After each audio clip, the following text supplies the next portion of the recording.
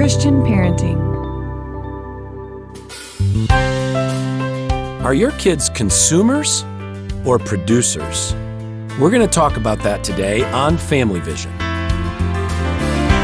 Hi, my name is Ray Rienow. Welcome to Family Vision with my parents, Dr. Rob and Amy Rienow, strengthening families through practical, encouraging, and real conversations. Family Vision is powered by the Christian Parenting Network. Hi, Rob Rienow here with my great wife, Amy. Hello. Welcome to Family Vision. As always, we welcome your questions on marriage, parenting, and family issues. You can email those to us at podcast@visionaryfam.com. Today we're going to talk about a very interesting subject, and it's about helping our kids become producers and not consumers. Really, I think the first thing we need to deal with is the idea that, having kids makes us poor, Right. And I will say, as a mother of 7, having kids, having 7 kids is not cheap. So we're not trying to minimize the idea that children are expensive. Yes, we do have a lot of expenses that we wouldn't have if we had only 3 kids.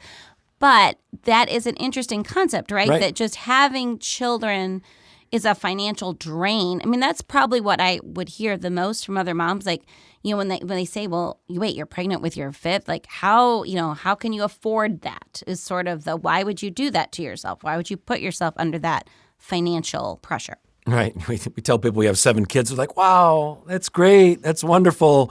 And then how do you afford that? And again, like Amy said, I'm not saying it's easy.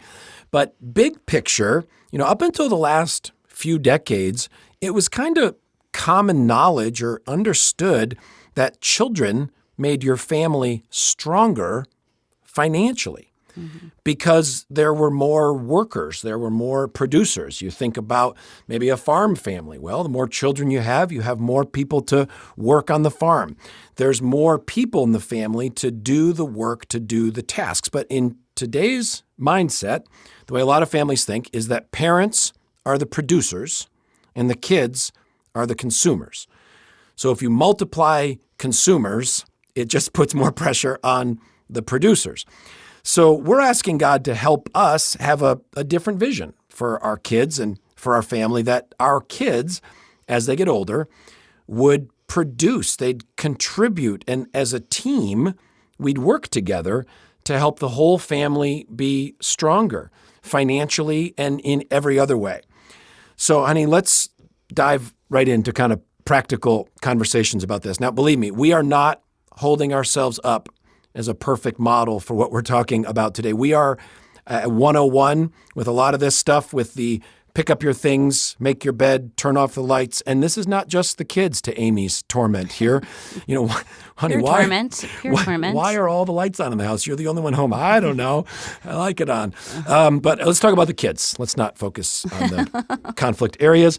Talk to us a little bit about this vision of the family working together. Well, again, we're going on this idea of producers for consumers. I think we can often think right in terms of money. Those are the words that come to us right away. But even in this area of work, like, are we being productive in our own homes? That can start just at the family tasks. Yeah, that can start at a very young age. And I have to tell the story about how this was introduced to me, because it's very powerful. Again, going back to our youth ministry days, I was hosting a girls' high school group at my home, and I had a lovely girl join us who was she was just home for a year on missionary furlough, and I don't remember her name.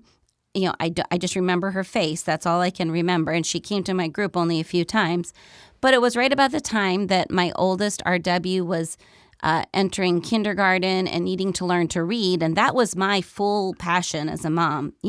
I need to teach this kid to read. And any mom knows that how early your kid reads is some sign or badge of honor of great intelligence or something. So we all have this pressure with our first to, get them to read, because that's going to show how great they are and how great we are, right, as moms.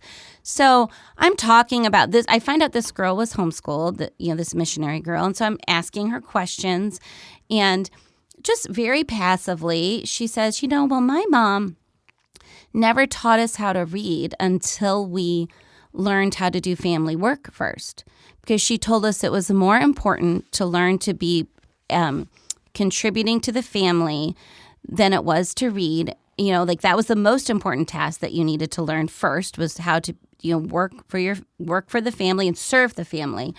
And that was the most important. And then it also taught her that reading was a privilege.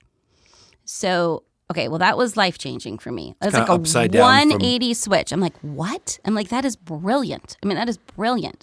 So the whole mindset was teach your child to serve your family first, to do chores, and that would be the first task, and then they get the privilege of learning how to read. Well, that rocked my world completely.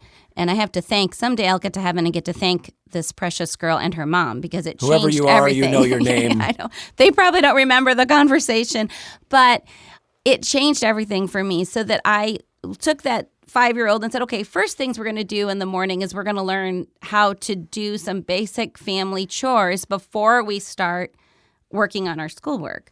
And, learning what we now call the morning routine, but basically, learning how to, put your dishes in the dishwasher, or learning how to simply sweep the floor, clean the bathroom.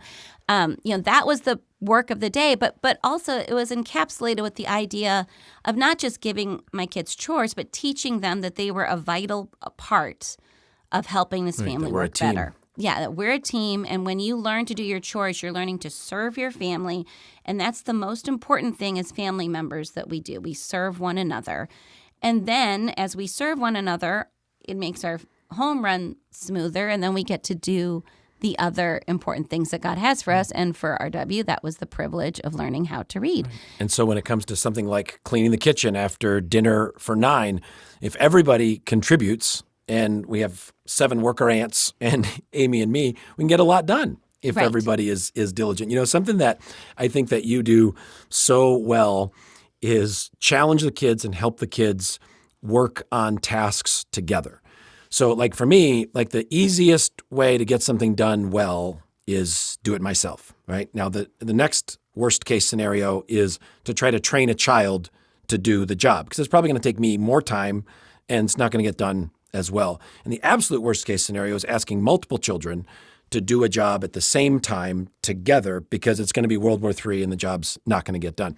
But you do so well with this. So you'll ask like Lainey and Millie to clean the bathroom together. And sometimes you'll go so far as to say, now listen, I want you to clean this bathroom together. And yes, I want a clean bathroom, but I'm doing this because I even have a greater purpose. The number one thing I want is for you two to learn to work together with happy hearts. That's what's really hard. Cleaning a bathroom is really easy, but you two learning to work together with happy hearts is even more important. And I think that has been really, really transformational. Now, all of us know what it's like to deal with stinky attitudes, whining, complaining when it comes to chores.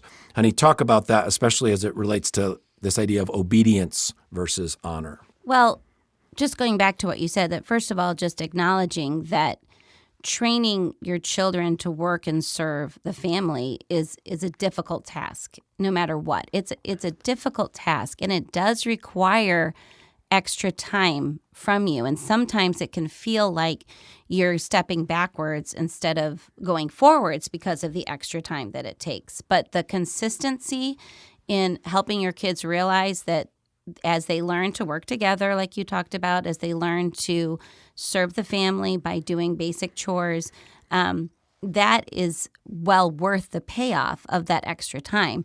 So, a lot of people would ask me, for example, how do you homeschool 7 children? And my typical response was always, it isn't pretty. It's nothing that you think that it is.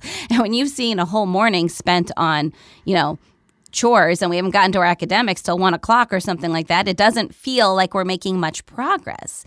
And I just want to encourage you, if you develop this mindset that you're trying to help your kids have this mindset of being producers as opposed to consumers, it is going to be messy. It is going to require time for you to teach them some of those lessons. But yes, you talked about the importance of honor and obedience. These are just some really basic biblical and spiritual lessons that we can teach our kids in this process of helping them serve the family. And that it's not only that we want our kids to learn to obey us when we're teaching them, important household tasks or teaching them to do their morning routines. But we also want them to understand that they want to have a heart of honor, not only towards their parents, but towards each other. So that's why I will often assign to kids a task that are having a really hard time with their relationship. Maybe if they have to do a chore together every night in the kitchen, it's kind of misery at first, but that gradual process of working together actually helps bind their hearts together. And I actually got this idea really from going back to our youth ministry years of doing missions trips.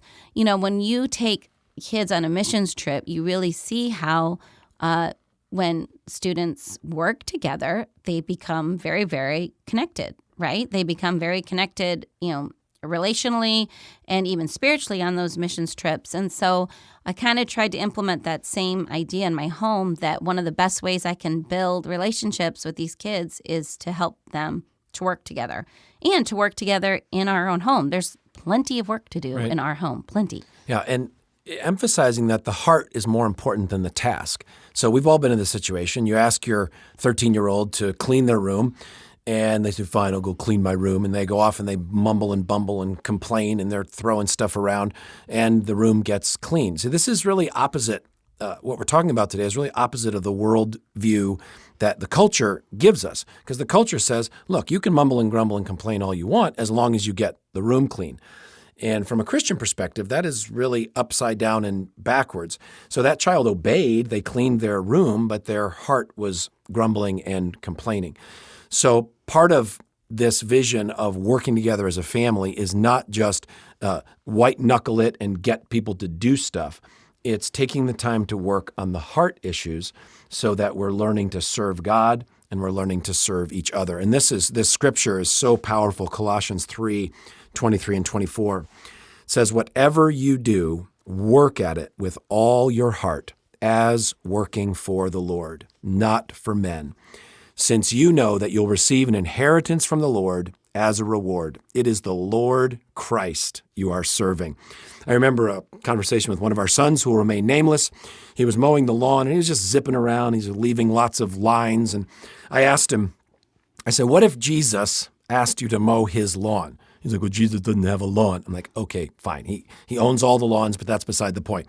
But what if Jesus asked you to do this, not me? Would that change your attitude? Would that change how you were doing this job? And he's like, well, yeah, I guess so. And this isn't just for our kids. This is for us as parents. Imagine how all of our work would change if we rightly, truly approached it, that this is something Jesus has asked me to do, that I'm working for the Lord, not for me. It's the Lord Christ that I'm serving. So this whole way of thinking is not just for within your home, but can also overflow outside of your home. And really, this vision of being a producer and not consumer is really what we saw grow in our kids.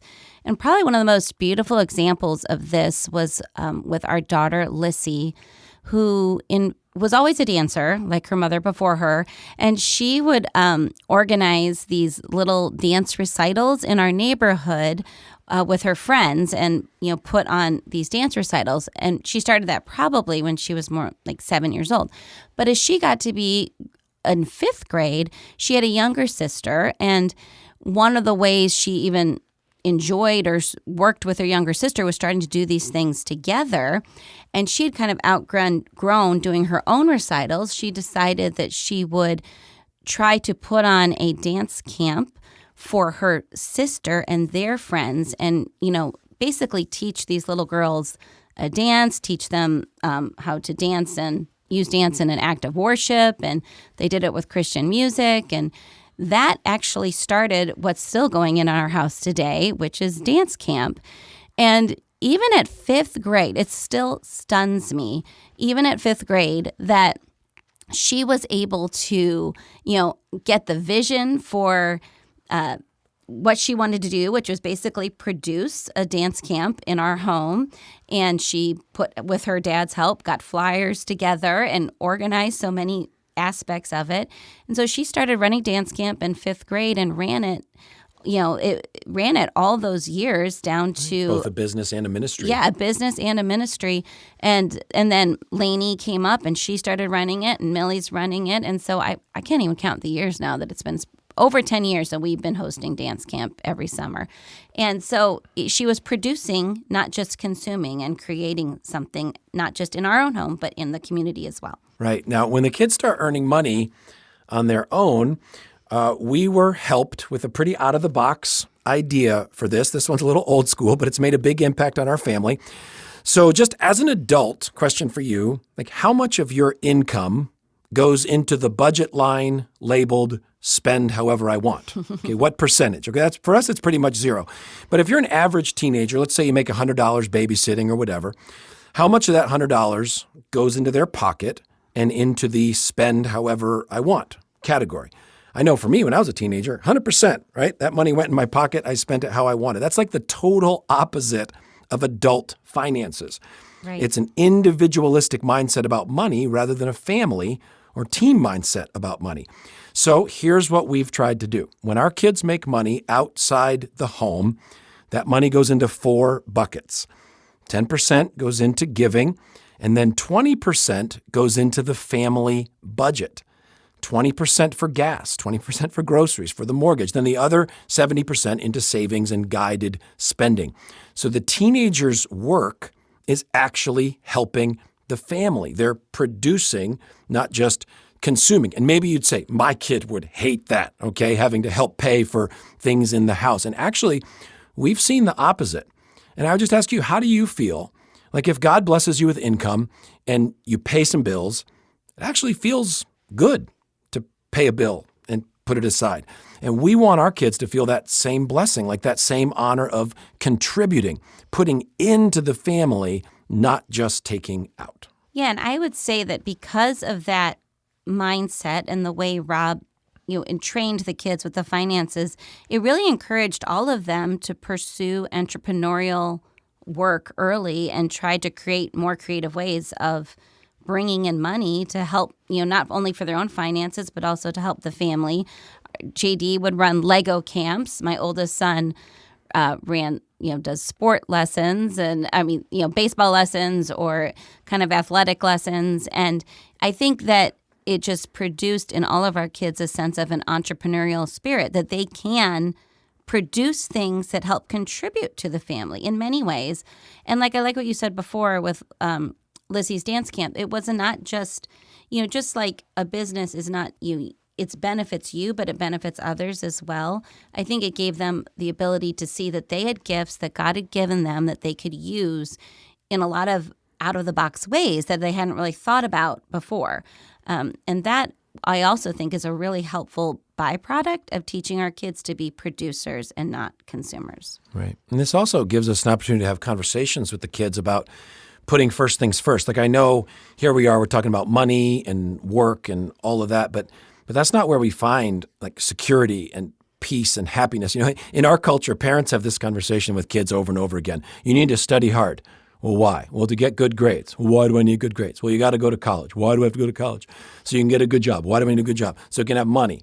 Okay, that conversation happens over and over again. That's all fine, but that's not what we need to be telling our kids. That's not the vision. The vision is do everything as unto the Lord. Like seek first His kingdom and His righteousness, and He will provide for you, and He will take care of you. So we hope that this conversation today, which I think in many ways brought up a lot of different topics that we could talk more about in the future, but I hope it expanded your vision for just the vision that you can pass on to your kids, that they have a lot to contribute. They have a lot to give. God wants them to be producers. He wants all of us to be producers because He has plans for us and for His kingdom. And He's given us many gifts. We can use those gifts to serve our family. We can use those gifts to serve others. We can use those gifts to start businesses. Really, there's endless opportunities out there, and that's the vision that we want our kids to have from a very young age. Yeah. And if you want more of this, like you're catching a bigger vision for how maybe God wants to use your family relationships, check out our book, Visionary Parenting. It's anywhere you buy your books. We also have a 10-pack bundle on sale at our website, visionaryfam.com. You could go through that as a small group Bible study. You'll love it. And don't forget, you can email your questions about faith and family to podcast@visionaryfam.com. And connect with us on any social media channel. Just search Visionary Family Ministries. And a huge thank you to those of you who are supporting Visionary Family Ministries financially. You make this podcast and everything we do possible. And you can learn more about supporting our ministry to families around the world at visionaryfam.com/donate. And we look forward to talking with you next time on Family Vision.